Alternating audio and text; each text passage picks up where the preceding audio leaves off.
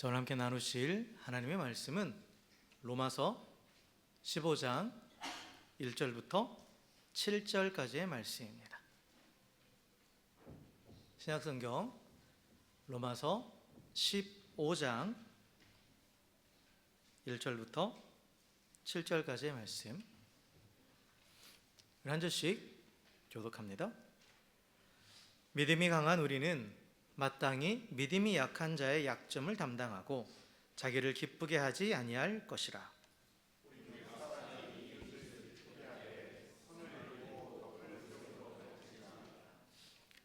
그리스도께서도 자기를 기쁘게 하지 아니하셨나니 기록된 바 주를 비방하는 자들의 비방이 내게 미쳤나이다 함과 같으니라.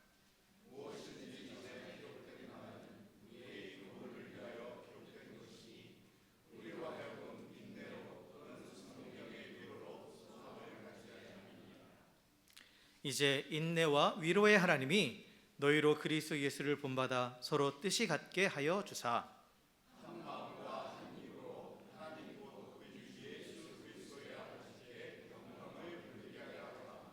읽습니다. 그러므로 그리스도께서 우리를 받아 하나님께 영광을 돌리신과 같이 너희도 서로 받으라. 아멘. 아멘. 할렐루야. 할렐루야. 네, 우리 옆에 계신 분하고 인사하겠습니다. 주의 사랑으로 사랑으로 축복합니다. 인사하겠습니다. 네. 우리 계속 로마서 말씀을 함께 나누고 있는데요. 바울이 복음의 능력에 대해서 시작한 이 로마서가 이제 막바지로 오면서 실제적으로 그 믿음으로 살아가는 삶이 어떤 삶인지를 쭉 가르치고 있죠. 그리고 특별히 또 로마서 14장부터 15장에 보면, 그리고 마지막 16장까지 이르는 것을 내용을 보면 이제 교회 공동체 안에서 복음으로 변화된 하나님의 사람은 어떠한 태도로 이 교회 공동체 안에서 또 서로를 돌아보고 또 공동체를 어떻게 세워가야 되는지, 이런 부분을 말씀을 하고 있습니다. 교회는 예수 그리스도 안에서 한 몸이 된 그러한 공동체죠. 그래서 예수님을 머리로 하고 또한 모든 성도들은 예수님의 손과 발, 즉 지체가 되어서 한 몸을 이루는 그러한 공동체가 바로 교회입니다. 그런데 사실 초대교회부터 또 오늘날 또 우리 교회도 마찬가지고 모든 교회에 이르기까지 사실 공동체 안에는 필연적으로 이 다양성과 차이가 존재해 왔습니다. 왜냐하면 성경이 말하는 것은, 성경의 공동체를 이루는 원리는 획일성이 아니라 연합이거든요. 그러니까 각자가 가지고 있는 다양성이 있어요. 모든 사람은 다르죠. 다 달라요. 다른 삶의 배경을 가지고 있고 또 삶의 환경도 다르고 여러 가지 다 다릅니다. 나와 똑같은 사람은 없죠.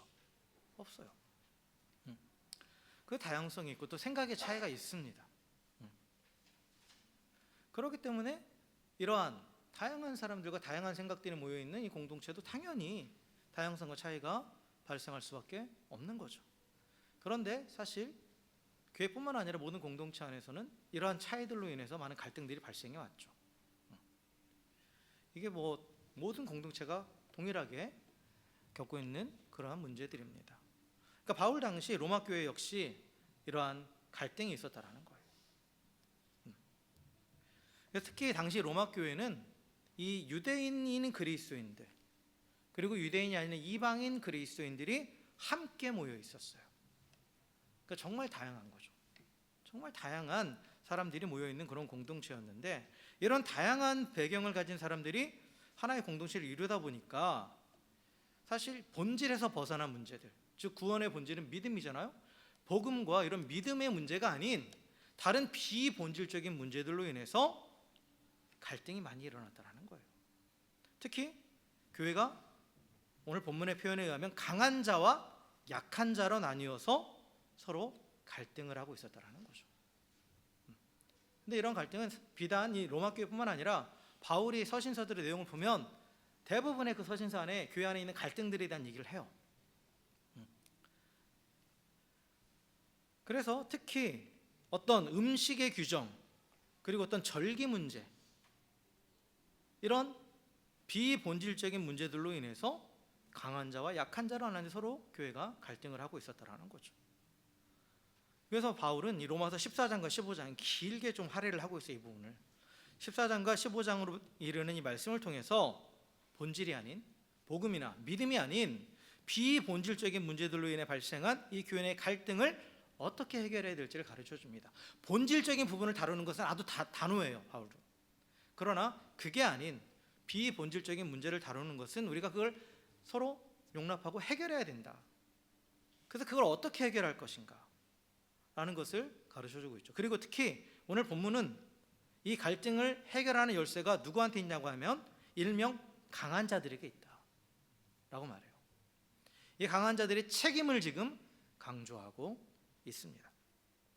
그래서 여기서 말하는 믿음이 강한 자, 믿음이 약한 자를 지금 이렇게 구별을 하는데, 사실 로마서 14장과 15장에서 바울이 말하는 이때 말하는 이 믿음은 우리가 생각하는 구원을 얻는 믿음과는 다른 거예요.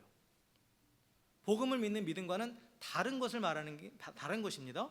그래서 예수 그리스도를 향한 구원적 믿음을 의미하는 것이 아니라 여기서 말하는 믿음이란 강하다 또 약하다라고 말하는 이 믿음은 뭐냐면 이 음식이나 절개와 같은 어떤 특정 사안에 대해서 특정한 어떤 본질적인 문제가 아닌 비본질적인 문제에 대해서 개인이 내리는 확신이나 어떤 판단을 가리키는 그러한 말입니다. 그러니까 쉽게 말하면 우리 신념이라고 말할 수 있어요. 신념. 그것을 가리키는 표현이에요. 그래서 여기서 이게 어떤 개개인이 신앙의 수준이나 인격의 우열을 나타내는 그런 표현이 아니에요. 여기서 강하다 약하다는. 그래서 여기서 강한 자는 어떤 사람이냐면 복음의 본질에 대한 이해가 깊기 때문에 율법의 문제나 또는 어떤 비본질적인 사항에 대해서는 자유함을 가진 사람들입니다. 그게 이제 대표적으로 이 앞에 나오는 게 우상에게 바쳐진 고기를 먹는 문제에 있어서 자유로운 사람들, 이런 사람들을 가리키는 거고, 반면에 약한 자는 뭐냐? 여전히 양심의 거리낌이 있는 거예요. 그리고 확신이 부족하니까 이런 우상에 바쳐진 재물을 먹는 문제나 어떤 절개의 문제나 이런 것에 얽매이는 있는 사람들입니다. 근데 당시 로마 교회에서는 이 신앙의 자유를 누리는 이들이 이 연약한 자들, 즉 율법에 얽매여 있는 그런 이들을 낮게 보고, 또 양심의 거리낌을 느끼던 사람들은 또 자유로운 이들을 정죄했다라는 거예요. 이게 14장에 나오는 내용이에요. 그런데 이 갈등이 결국은 뭐에 반하는 거냐면 복음의 능력을 반하는 겁니다. 복음은 하나 되게 하는 거예요. 먼저는 하나님과 우리가 하나 되게 하는 것이고, 그리고 하나님 안에서 또한 서로가 하나 되게 만드는 것이, 모든 차이를 넘어서서 하나 되게 만드는 것이 복음의 능력입니다. 그런데 이런 비본질적인 문제로 갈등을 한다라는 것은 이런 복음의 능력을 거스르는 거죠. 그리고 또한 한 몸을 이루어야 되는 교회인데 그 교회 한 몸됨을 망가뜨리는 아주 치명적인 문제였다라는 거예요.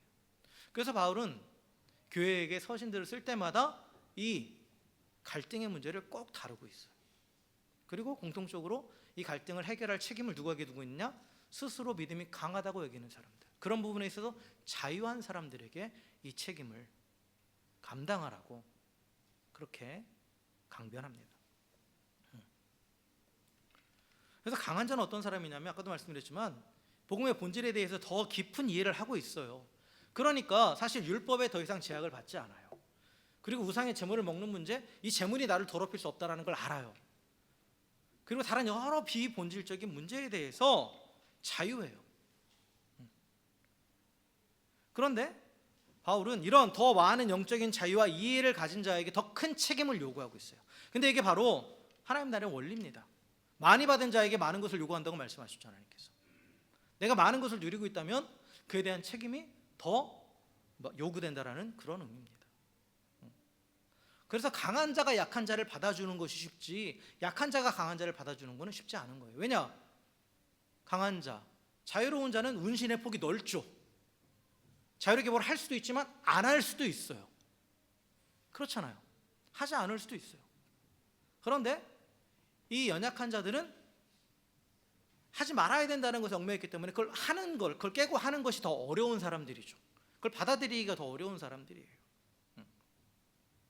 그래서 바울은 이러한 신념의 문제에서 발생하는 이 갈등을 해결할 주체가 바로 강하다고 느끼는 그러한 사람들이다 라고 말하면서 이 강한 자들에게 1절에 보면 두 가지를 명령합니다.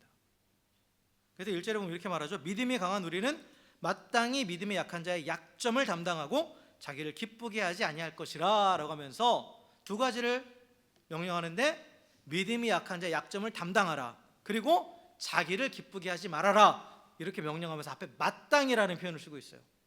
이 마땅히라는 말은 의무라는 거예요. 의무. 네? 이건 해도 그만 안 해도 그만이 아니라는 거예요. 그렇게 해야 된다라는 거예요. 그래서 강한 자는 마땅히 약한 자의 약점을 담당하라, 믿음이 약한 자의 약점을 담당하라 라고 했죠. 여기서 담당하다라는 말이 헬라어 원어가 보면 이게 바스타조라는 단어인데, 이 단어는 단순히 소극적으로 참고 견디고 마지못해 용인하는 그런 것을 의미하지 않습니다. 훨씬 더 적극적이고 능동적이고 또 희생적인 단어예요. 그래서 무거운 짐을 친히 짊어지는 것을 의미합니다. 이게 어느 때 쓰였냐면 신약에서 예수님이 우리의 죄를 짊어지셨다, 예수님이 십자가를 짊어지셨다라고 했을 때 쓰였던 표현이 바스타조예요. 그러니까 예수님이 십자가를 지실 때 어쩔 수 없이 지신 게 아니에요. 우리의 죄를 짊어지실 때 어쩔 수 없이 짊어지신 게 아니라 기꺼이 능동적으로 짊어지셨죠. 그래서 예수님이 우리의 죄를 대신해서 십자가를 기꺼이 짊어지셨던 것처럼, 그래서 그것이 마치 당신의 문제인 양, 그 죄의 짐이 마치 예수님 본인의 것인 양 그렇게 짊어지셨던 것처럼, 강한 자들은 약한 자들의 미숙함이나 연약함을 멀리 보면서 나와 상관없다고 그러고 비판하고 비난할 것이 아니라 나의 문제처럼 여기고 그들의 짐의 무게를 함께 느끼고, 그럴 수 있다라고, 그리고 그 짐 밑으로 함께 들어가서 짊어지라고 그렇게 촉구하는 겁니다. 그래서 다시 말해서 약한 자의 짐을 짊어진다는 건 뭐냐? 희생하는 것을 의미해요. 희생. 예수님처럼, 예수님이 우리의 죄를 짊어지는 그 희생을 하신 것처럼 믿음이 연약한 자들을, 그들의 짐을 짊어지는 희생을 하라는 거죠. 왜냐? 강한 자니까. 강한 자니까. 더 많은 은혜를 누리고 있으니까, 더 많은 자유를 누리고 있으니까 마땅히 그렇게 하라는 거예요. 그리고 두 번째로 명령하는 건 뭐냐면 마땅히 자기를 기쁘게 하지 말아라 라고 말하죠. 자기를 기쁘게 하지 말아라. 자기를 기쁘게 한다라는 것은 자신의 자유와 권리를 주장하는 거예요. 세상의 강한 자들은 자신의 자유와 권리를 주장하면서 자기 만족을 위해 살아가죠. 그렇지 않아요? 힘이 있으니까 그걸 주장하면서 또 취해가면서 살아가는 거예요. 그러나 정말 믿음이 강한 자, 그리스도 안에서 강한 자는 어떤 사람이냐? 나의 기쁨을 위해서 나의 자유와 권리를 주장하기보다는 공동체와 또한 약한 자들의 유익을 위해서 기꺼이 그것을 절제하는 자입니다. 그래서 진정한 영적인 강함은 나의 자유와 권리를 마음껏 누리는 데서 드러나는 것이 아니에요. 정말 강한 자는 어떤 자냐? 사랑을 위해서 그 자유와 권리를 기꺼이 내려놓는 것이 진정한 강함입니다. 그래서 사랑이 가장 강력한 힘이라고 했을 때 그 사랑의 본을 보여준 게 예수님이죠. 예수님은 어떻게 보여주셨어요? 당신에게 있는 자유와 권리를 기꺼이 다 내려놓으심으로써 사랑의 강함을 드러내셨죠. 그래서 내가 할 수 있는데 하지 않는 거예요. 내가 누릴 수 있는데 참는 거예요. 이게 절제입니다. 그래서 강한 자에게 이 두 가지를 요구합니다. 희생하고 절제해라.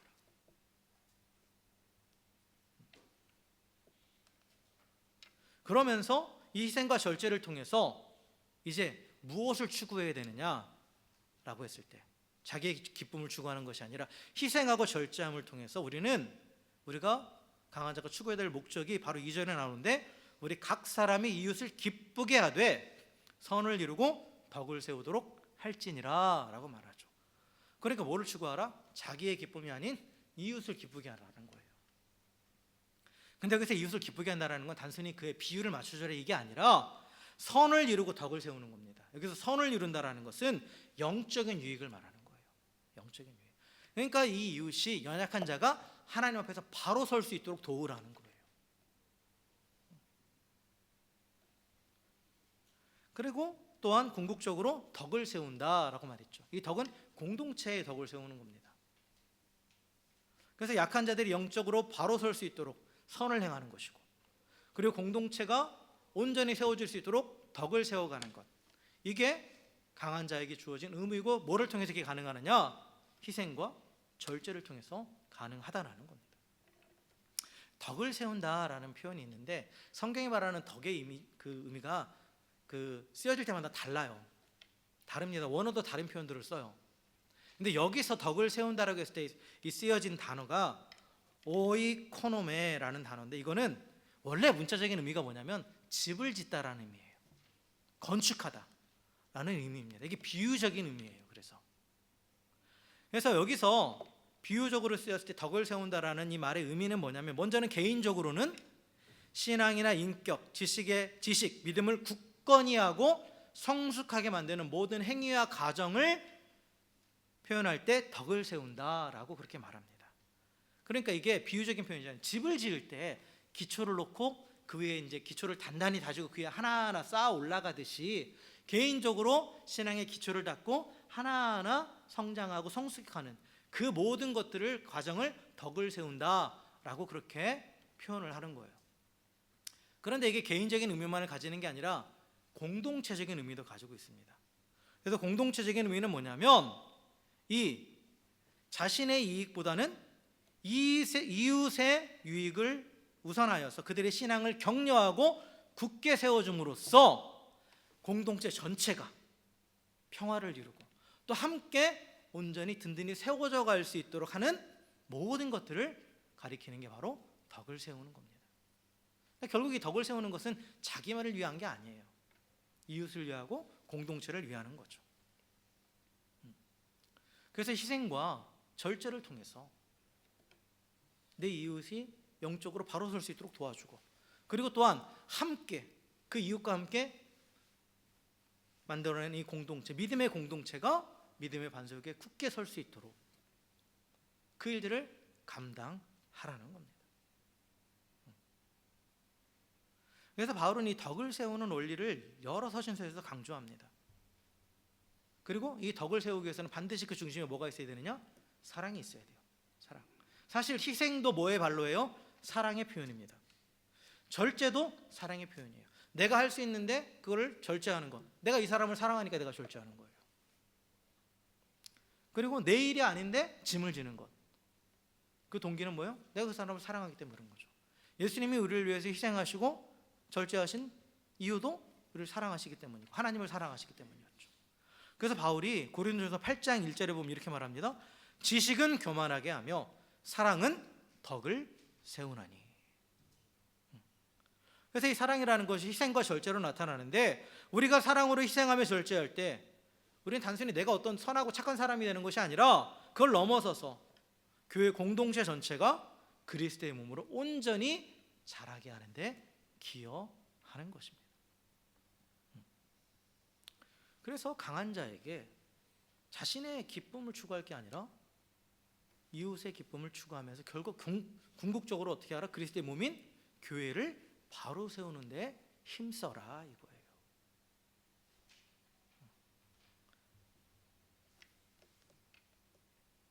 근데 왜 우리가 그럼 이렇게 희생하고 절제해야 되느냐?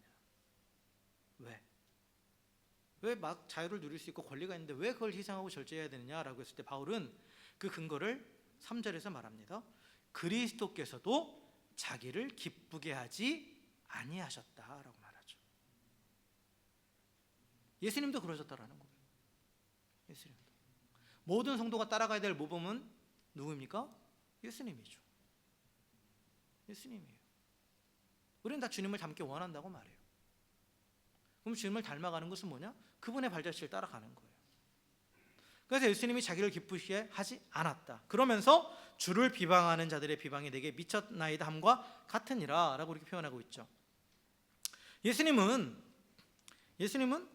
사실 누구보다 자신을 기쁘게 할 자격이 있으신 분이에요. 그분은 하나님이시고 그분은 모든 게 완전하신 분이에요. 마땅히 당신의 자유와 권리를 누리는 데서 누구도 토를 할 수 없는 그런 분입니다. 그런데 예수님은 이 땅에 오신 것부터가 스스로 누리는 모든 자유와 권리를 포기하시고 이 땅에 오신 거죠. 그리고 이 땅에 오셨어도 하나님의 아들로서의 권리와 자유를 주장하신 것이 아니라 스스로 죄인으로 이 땅에 오셔서 끝까지 이 죄인의 우리의 죄를 대신해서 십자가를 짊어지시기까지 희생하고 절제하셨습니다. 예수님이 당신의 힘을 마음껏 사용하셨다면 십자가도 없었겠죠. 그렇잖아요. 그 전능하신 하나님께서 십자가를 그걸 막지 못하셨을까요? 그 고통을 하실 수 있었죠. 베드로가 예수님을 잡으러 온 그 군사들을 향해서 칼을 휘둘렀을 때 예수님이 뭐라고 말씀하셨어요? 내가 지금 천사들을 동원할 수 없을 줄 아느냐. 천사들을 동원해가지고 저들을 다 멸할 수 있다라고 분명히 말씀하셨죠. 예수님 사용하지 않으셨어요. 왜요? 우리를 위해서죠. 우리를 구원하시기 위해서. 그리고 그것이 하나님의 뜻이니까. 그래서 당신의 기쁨을 추구하시지 않고 십자가에 죽기까지 순종하심으로 자신을 희생하셨습니다. 그게 바로 이제 시편 69편 9절을 인용한 이 말씀이에요. 주를 비방하는 자들의 비방이 내게 미쳤나이다.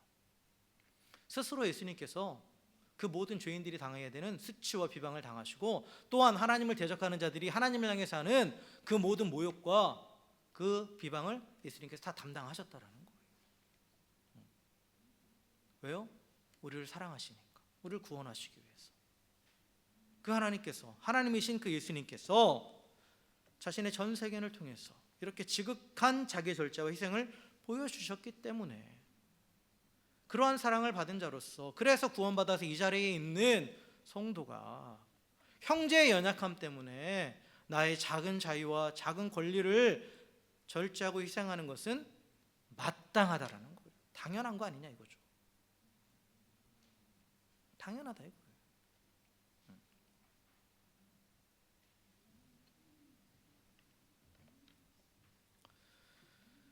그래서 성도의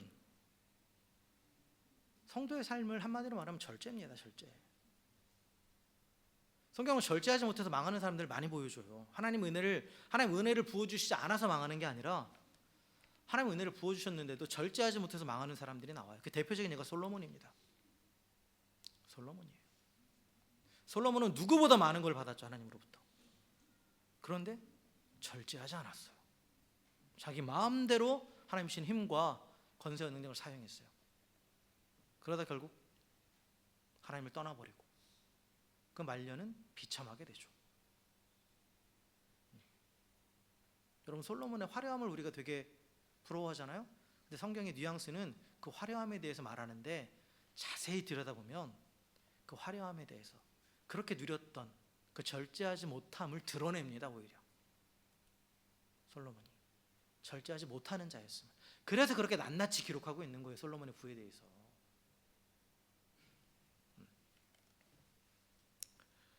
성도는 절제할 수 있어야 돼요. 절제한다라는 것이 공동체를 위해서, 이웃을 위해서. 내가 절제하지 못함으로 내 이웃이 시험에 든다? 그 예수님이 뭐라고 말씀하셨죠? 무서운 말씀이 하나 있어요. 작은 자들, 믿음이 연약한 자들을 말하는 거예요. 이 작은 자들을 시험에 들게 하는 자는 뭐가 낫다? 목에 돌을 메고 바다에 던져지는 게 낫다. 무시무시한 말씀이에요. 그래서 우리가 성도로서 자유함을 누릴 수 있지만 그리고 정말 우상의 제물을 먹는 것과 마찬가지로 우리가 뭐를 먹고 마시고 이런 거에 대해서 자유합니다. 하지만 절제해야 되는 이유가 여기 있는 거예요. 공동체의 덕을 세우기 위해서, 이웃의 선을 위해서 절제해야 되는 거예요. 그것이 예수님을 닮아가는 삶입니다. 예수님이 걸어가신 길을 걸어가는 거예요. 근데 사실 그 길을 걸어가는 게 쉽지 않죠. 그 어려움이 있습니다. 사실 사람이 내가 할 수 없는 것을 참는 것보다 해도 되는데 참는 게 더 어렵죠. 그게 더 어려워요. 그 절제가 더 어렵습니다.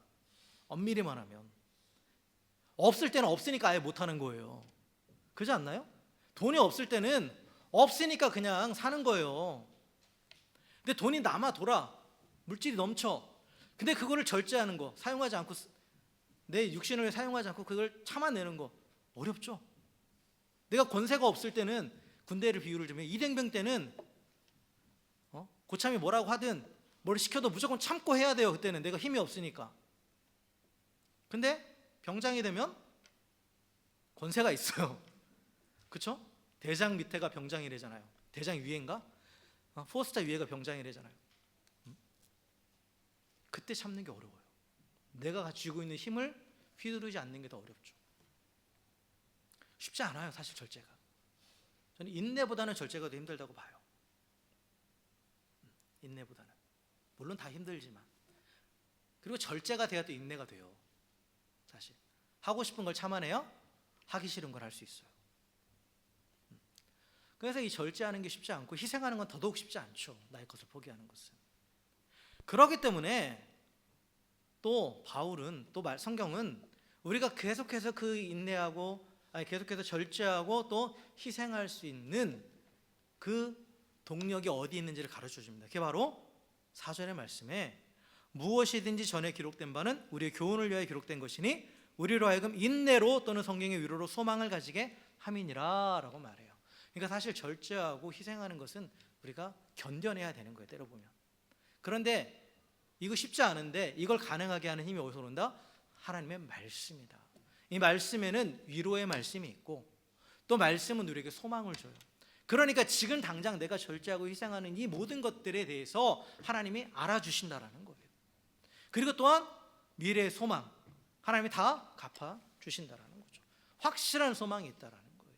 그래서 지금 잠깐의 희생과 절제를 할 수 있게 해주는 힘이 바로 하나님의 말씀으로부터 오는 겁니다. 내가 절제하고 희생을 이 사람이 알아주고 이게 이래서 우리가 하는 게 아니라 그 사람은 절대 모를 거예요. 아마 모르고 가는 경우가 더 많아요. 그런데 성경은 우리에게 분명히 말씀하는 게 뭐냐? 하나님이 위로해 주신다라는 거예요. 그리고 하나님이 다 보고 계시고 그리고 또한 그에 대한 하나님의 상급이 있다라는 거죠. 확실한 소망, 예비되어 있는 그 하나님의 나라가 있다라는 거예요. 그래서 이런 희생과 절제가 힘들고 소모적일 수도 있지만 성경의 위로의 말씀, 또 소망의 말씀을 우리가 굳게 붙잡고 인내함으로 우리는 이웃을 유익하게 하고 공동체의 덕을 세워갈 수 있다라는 겁니다. 그래서 말씀에서 그 힘을 얻어야 돼요. 하나님의 말씀에서. 사람의 반응에서 얻는 게 아니에요. 그러니까 많은 분들이 말씀을 듣고 말씀대로 순종하려고 또 희생하고 또 헌신하고 또 때로는 절제하고 인내하고 해요. 근데 그 하다가 포기하는 이유가 뭐냐면 내가 원하는 반응이 오지 않을 때 그래요. 내가 그렇게 쏟아부었는데 이 사람한테. 근데 그에 대한 위로는 상대방의 반응이 아니라는 거예요. 하나님의 말씀이라는 거예요. 하나님의 말씀. 우리는 거기서 위로를 삼고 그것을 소망으로 삼아야 됩니다. 그럴 때 끝까지 예수님을 따라서 예수님처럼 이웃과 공동체를 위해서 때로는 희생하고 때로는 절제할 수 있게 되는 겁니다. 그리고 계속해서 이제 5절과 6절의 말씀을 통해서 바울이 이제 로마 교회 성도들을 위해서 기도합니다. 이들이 끝까지 이렇게 공동체를 덕을 세워갈 수 있도록.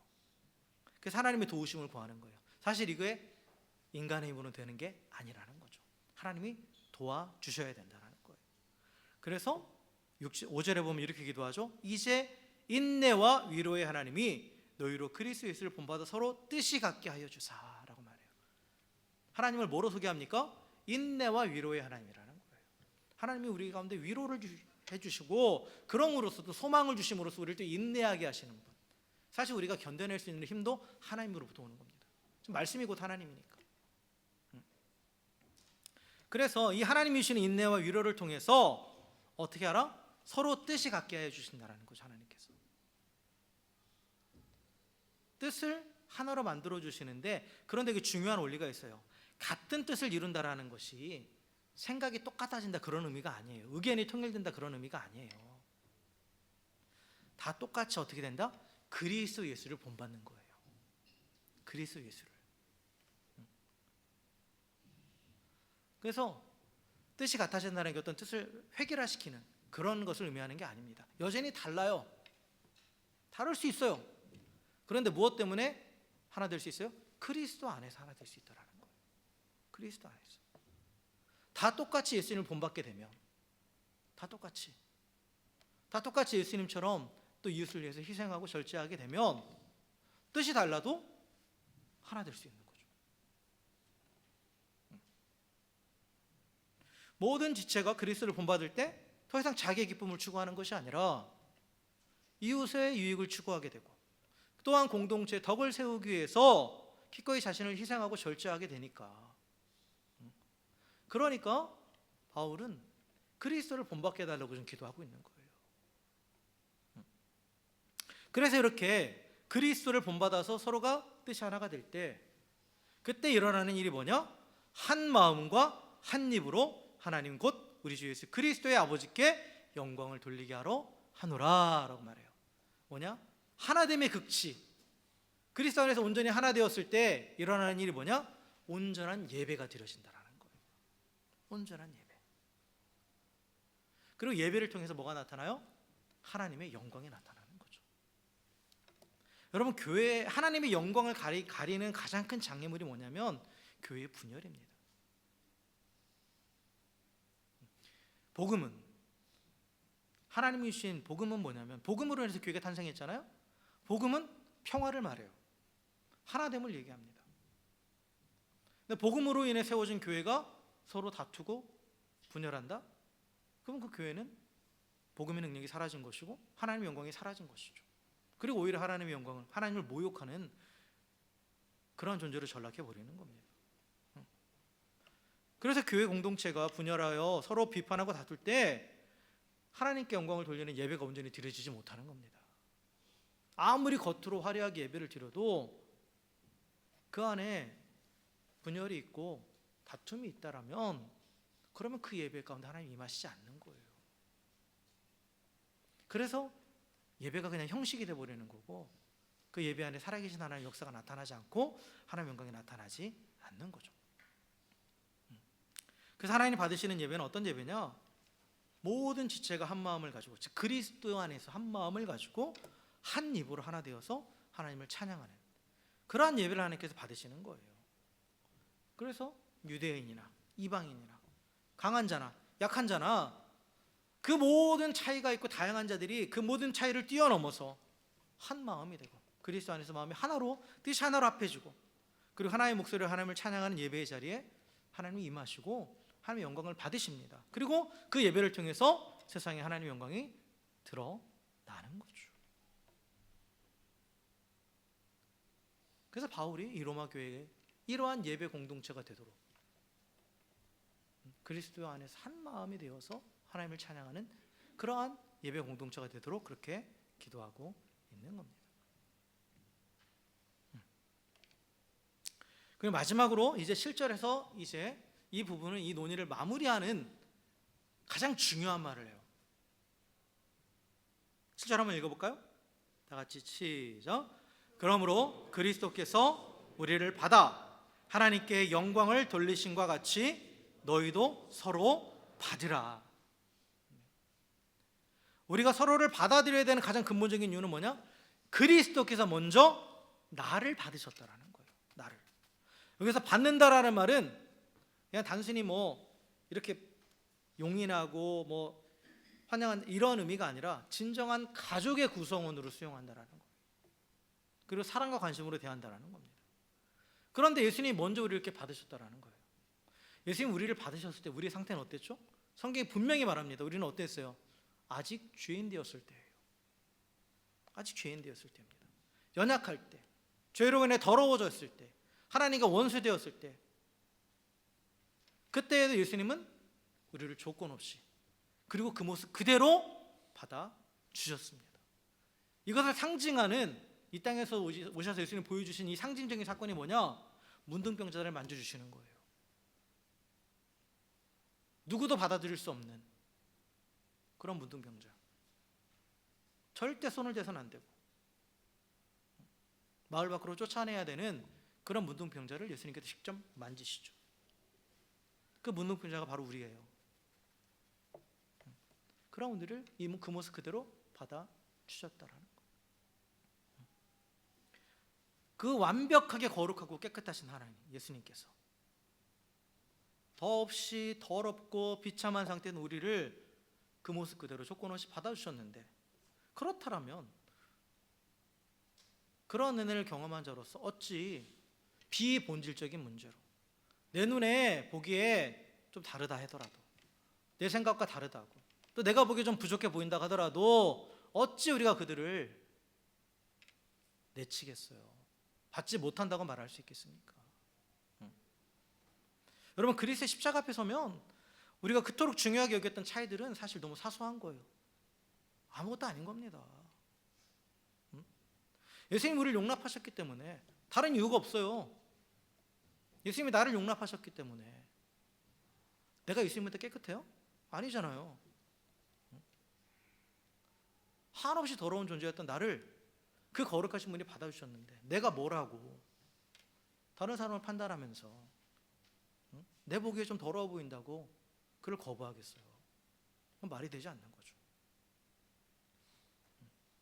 여러분, 그래서 사실 신앙의 성숙은, 믿음의 성장은 겸손과 온유로 나타나는 거예요. 신앙이 단계를 쭉 보면 아이 때가 있고 청년 때가 있고 또 아비의 때가 있어요. 그게 이제 요한 1서에 보면 나오거든요. 근데 아비의 단계에 이르는 것은 뭐냐면 다 품어주는 거예요. 부모의 마음으로, 부모가 자식을 품듯이 다 품어주는 거예요. 청년 때는 좌충우돌하죠. 그렇잖아요. 혈기왕성할 때. 청년의 신앙도 필요합니다. 청년은 또한 이 대적하고 싸우는 그런 역할을 감당하니까. 그런데 그건 대외적인 부분이고 내적인 부분까지 계속해서 싸우는 게 아니라 신앙의 성숙이 있을수록 더 관용하고 더 품어주는 게 맞아요. 바울의 신앙의 성숙도를 보면, 바울의 서신을 쭉 나열해 보면, 시대별로 나열해 보면 그런 모습을 발견할 수 있어요. 초창기에 쓰여진 서신서들은 되게 날카롭고 되게 비판적인 부분들이 많았는데, 마지막에 시간이 갈수록 바울이 쓰는 그 막바지에, 인생의 막바지에서 내려가는 그 편지들을 보면 정말 온유합니다. 스스로에 대해서도 정말 겸손해요. 그래서 자신의 신앙의 성숙도는 스스로가 체크하면 돼요. 내 눈에 거슬리는 사람이 너무 많다, 그럼 난 아직 멀었구나 하고 생각하시면 돼요. 교회 안에서 다른 사람 평가할 것도 없고, 스스로가, 그건 내가 누구보다 잘 알잖아요. 내가 지금 상태가 어떤지. 정말 비본질적인 부분에 있어서는 품을 수 있어야 돼요. 신앙생활 오래 하다 보면 나름대로의 신념이 생깁니다. 예배 드리는 자세는 어때야 되고, 또 뭐 이런 여러 가지 모습들 있죠. 또 일상에 있어서도 뭐 그리스도님이 이래야 되고, 물론 그건 맞아요. 틀리다라는 얘기는 아니에요. 그런 모습도 분명히 있어야죠. 하지만 그 기준에 미치지 못한다고 해서 함부로 판단하거나 정죄하진 않아요. 그럴 수 있지 뭐. 나도 돌아보면 그랬지 뭐. 그렇게 되는 거죠. 저도 청년 때는, 청년 사역자 때는 정말 불같았다고 말씀드렸잖아요. 막 1시간씩 전화해서 야단치고, 막 제가 여러 번한테 1시간씩 전화하면 바로 다음 주도 교회 안 나올 거예요. 근데 요즘엔 부족한 게 보여도 그럴 수 있지 뭐. 하나님이 하시겠지. 왜냐하면 저도 여전히 부족하니까. 결국은 나를 보면서 그렇게 하는 거예요. 나의 부족한 모습들이 동일하게 보여지니까.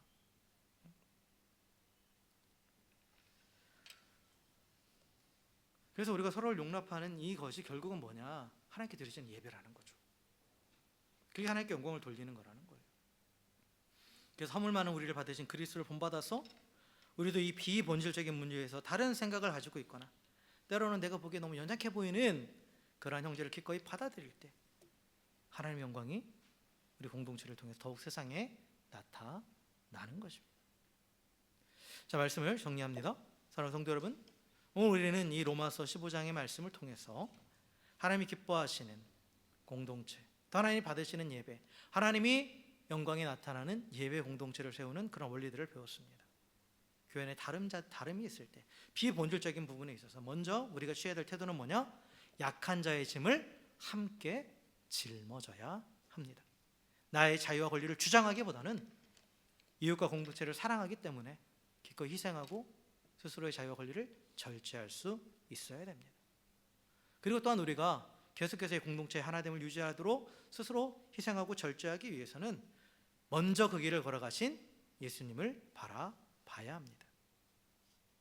그리고 그 가운데 또한 때로는 힘들고 지칠 때에 말씀으로 돌아가서 우리를 다 하신다고 말씀하시는 그 하나님의 위로의 말씀, 또한 장차 우리에게 주시는 약속, 그 소망을 붙잡고 인내해야 합니다.